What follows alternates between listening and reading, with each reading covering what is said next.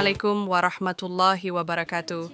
Halo semuanya, perkenalkan kami dari kelompok 3 yang beranggotakan 1. Gina Sufiani Sukma dengan NIM E1B024100532. 2. Zainul Rahman dengan NIM E1B0241058. 3.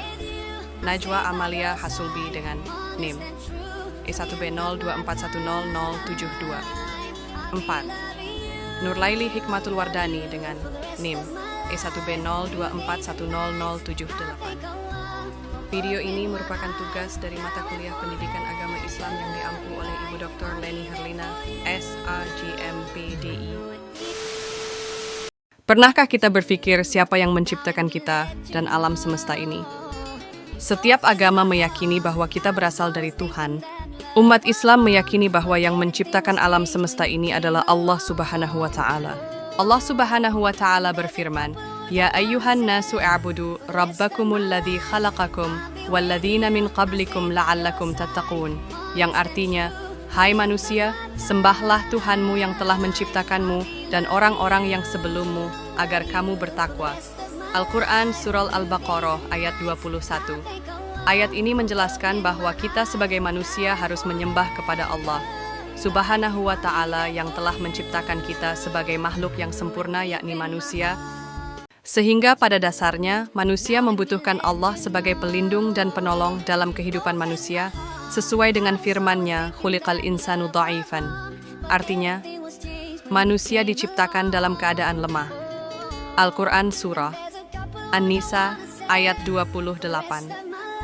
Ayat ini memang menjelaskan tentang sifat dasar manusia yang lemah, dan ini dapat menjadi pengingat bagi kita untuk selalu bersandar kepada Allah Subhanahu wa Ta'ala dan meminta pertolongannya dalam setiap aspek kehidupan.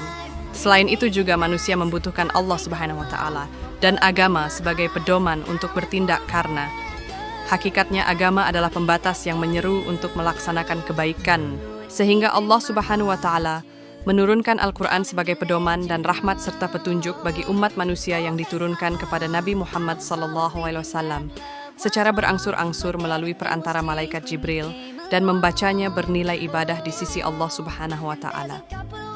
Selain Al-Quran, perkataan Nabi Muhammad SAW juga menjadi sumber pokok ajaran agama Islam yang biasa disebut Al-Hadis atau sunnah yang termuat di dalamnya, untuk menjelaskan ayat-ayat Al-Quran yang masih bersifat umum, serta menjadi sumber hukum kedua setelah Al-Quran.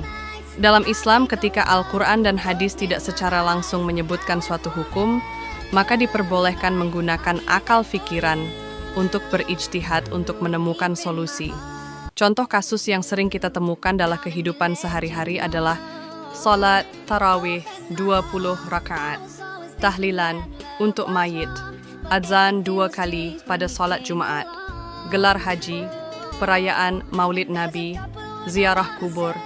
Hal tersebut tidak ada hukum yang jelas dalam Al-Quran dan hadis, sehingga para sahabat dan ulama-ulama berijtihad, dan bahwa agama Islam adalah agama yang sempurna, mencakup ajaran tentang tauhid, keimanan kepada Allah Subhanahu wa Ta'ala, dan syariah, amalan-amalan yang diperintahkan Allah.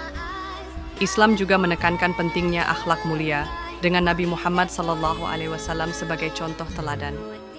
Dengan demikian, Islam menjadi agama rahmatan lil alamin, membawa rahmat dan kasih sayang bagi seluruh alam.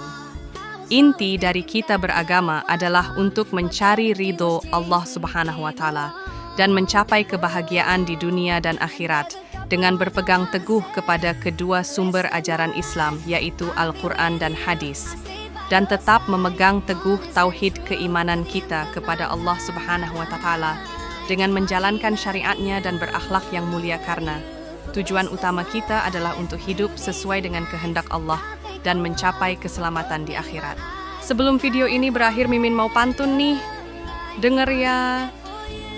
Jalan-jalan ke kota Mekah, jangan lupa beli kurma. Ilmu agama jangan diserah, untuk bekal hidup selamanya.